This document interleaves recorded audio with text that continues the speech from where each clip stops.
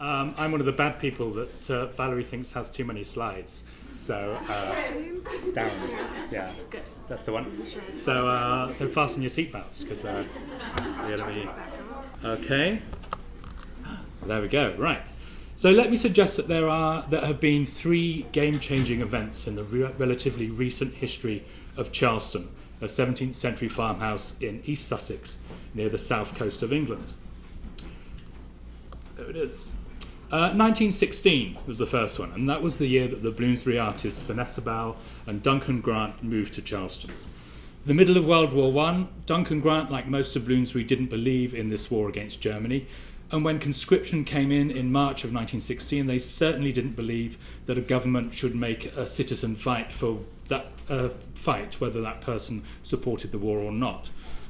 So as a conscientious objector, Duncan Grant needed to find work on a farm or go to prison. So in September 1916, Vanessa Bell, her 2 young sons, Julian and Quentin, Duncan Grant and his lover David Garnett, moved in, turning what had been a respectable florid wallpapered guest house, quite similar to where we are today, into an artist's paradise and a country meeting place for their family and friends and the Bloomsbury group. The next date is 1986. So this was the year when Charleston opened on a regular basis as an historic house museum. Vanessa Bell had died in 1961 and Duncan Grant in 1978. And so the Charleston Trust was formed the following year to save Charleston. Now, Charleston by then was in a pretty bad state, and it took a good 6 years to restore the house and the collection and to raise the £1 million that was needed to do that. But through the generosity of Vanessa Bell and Duncan Grant's friends and descendants, much of the contents of the house were donated to the Trust to enable it to recreate as authentic an interior as possible. We have a strict hanging policy for the house that aims to keep that authenticity. So I move things around and I lend things and I borrow things, but the house must feel like the artist's home, with the artist's taste, not like a museum or an art gallery. So we can't do any clever art history stuff.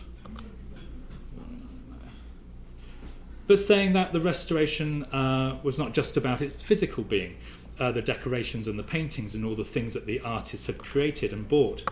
It was also about recreating that place for creativity as an attitude to life, as an intellectual experiment in living, as well as a physical one. So still today, I'd hate anyone to come to Charleston and think that they were stepping back in time, that this was a how they used to live experience. Charleston is all about inspiring people about how they can live their lives now. Which brings us to 2018, the third momentous date. This is saw the conclusion of a major capital campaign. 14 years in the making and £10 million later. We have a new cafe restaurant, new exhibition galleries, a good-sized venue space, even indoor toilets. It was a revelation. It all started with these barns, here painted by Duncan Grant in the 1950s, and they are across the lane from Charleston and have an important aesthetic impact on the site. So they were too old and too small for contemporary farming methods. So there was a real fear that the Firle estate that surrounds Charleston would develop them, turn them into accommodation or light industry, or just let them fall down, which would have a detrimental effect on the site. We also didn't have any space for our own events and workshops. So Charleston doesn't get any public funding for its core costs. It relies on visitor income. And we had a tiny cafe and a really good shop and a steady flow of visitors, but this still wasn't enough to generate enough income for us to survive. So the Trust started using the barns for some events and for storage, but they were cold and they leaked. After the rain, a river ran through them. The floor was uneven, there were bats, and the infrastructure to do anything cost a fortune. So a major campaign was started to buy the barns and restore them, as well as in the space behind them, build a new gallery and visitor facilities. So we managed to lease the site from the Firle estate. We had a competition for the architects, eventually hiring Julian Harrop to oversee the restoration elements, and Jamie Faubert to design the new buildings.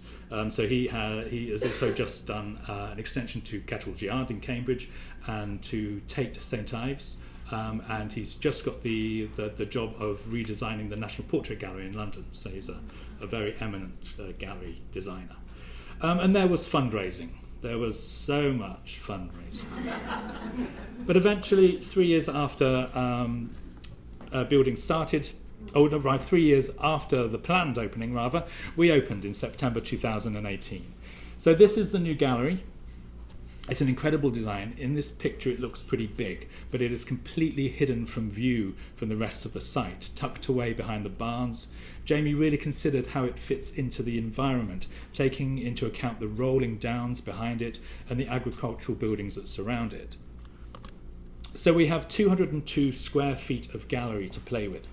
So the first exhibition was always going to be a challenge. We were presenting a manifesto for our galleries, what Charleston is today.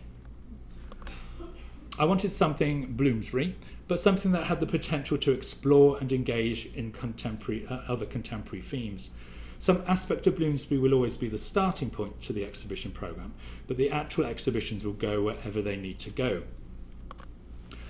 I'd been thinking about Virginia Woolf's Orlando, a biography, for some time, how this book from 1928 resonated with so many contemporary issues, with gender equality, with the centenary in the UK of women getting the vote, with current conversations around transgender. So, as well as the historical elements, I was lucky enough to borrow original paintings from Knoll and Sissinghurst that Woolf had chosen to illustrate the original book. I also wanted different responses, different voices and experiences for the show. So here is an installation that we commissioned from an artist, Delane Labar. Her work is on the right-hand side.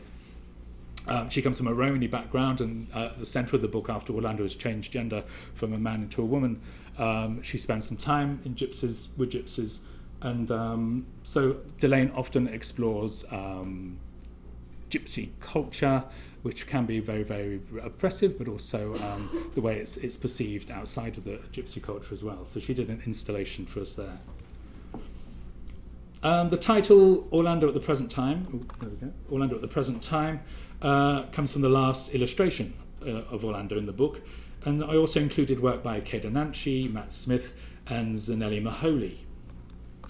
This is the lead image for the show. This is a piece by a commission from an artist called Paul Kindersley. Paul's work explores gender. He always places himself at the centre of all his work. And as well as the lead image for our publicity, we also commissioned a film for the gallery space. And it's our first experience of working with artists and commissioning new work. We normally work with dead art. We don't work with dead artists. We normally just have dead artists. So we commissioned a film from Paul, and he decided to make a 90-minute feature film with the money we got him. So we have a 90-minute film that is now going out to various film festivals with the Charleston name on, which is really exciting. So I commissioned him to make something for the exhibition, making the film. We got an Arts Council funding for that. And so that's in the main galleries, the Wolfson galleries. And then in another part of the new building, we had the South Gallery, which is a smaller gallery. And in that we had works by Zanelli Maholi, who's a photographer from South Africa. And I'd seen their work in London the year before and was quite captivated by it, and put them on the it would be great to work with them one day list. But that day came sooner than expected. And in 2000, so we did an exhibition of her work called Faces and Phases, a project that she started in 2006. And it's really interesting how in South Africa they have really, really liberal laws for LGBTQ communities. They brought in sort of equality acts and same-sex marriage in 2006. But at the same time, there are these parts of that community that are still very much oppressed. So this is a series of works, a series of portraits that Zanelli did since 2006 of black, lesbian and trans people in South Africa. So I sent her my proposal for the Orlando exhibition, and then they selected 86 works that were sent over from South Africa that we could hang in the gallery. So they were a wonderful dialogue between the Orlando show and the Zanelli show at the other end of the space. And in the middle of that, we had our most recent acquisition, the famous Women Dinner Service, which was a commission from Sir Kenneth Clarke, who was director of the National Gallery in the 30s. In 1931, he commissioned Vanessa Bell and Duncan Grant to do a complete dinner service. So they did 50 plates each, 48 of them with a portrait of a famous woman on them, and then one with Vanessa Bell and one with Duncan Grant.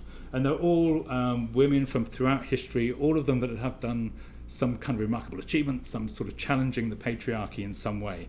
So again, that was right in the middle of the exhibition in a spotlight gallery, so that we had this great dialogue between these three spaces, exploring gender and exploring all sorts of really relevant things that were going on.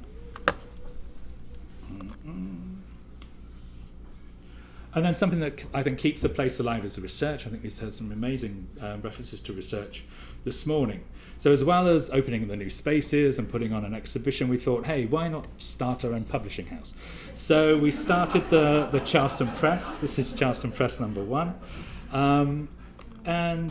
So we're planning to do a Charleston Press for each exhibition. We did different covers for 2 different covers for the same magazine for Charleston Press. So we got the Paul Kindersley's contemporary commission on one, and then we got the historic painting from Knoll on the other. But the contents are the same. And we just published Charleston Press 2 for our second series of exhibitions, for an exhibition called In Colour, and I'm working on the third one for our exhibitions that are opening in September, which is about the Omega workshops.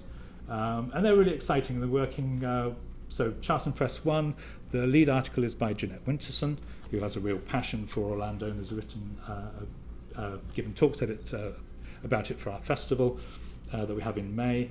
But we've also got emerging academics and art historians writing as well. Whereas the inside, it's got brilliant colours. We work with a local designer to the actual look of the magazine. We've got a local printer to make it, and it's a really exciting, it's really sexy thing to have. And I commissioned, this is John Joseph, who's a non-binary performance artist and writer, and they wrote a wonderful piece about Virginia Woolf being a snob, and how easy it is, or much easier it is for you to be, how easy it is to get away with non-conforming behaviour when you're posh and you've got some money in the bank.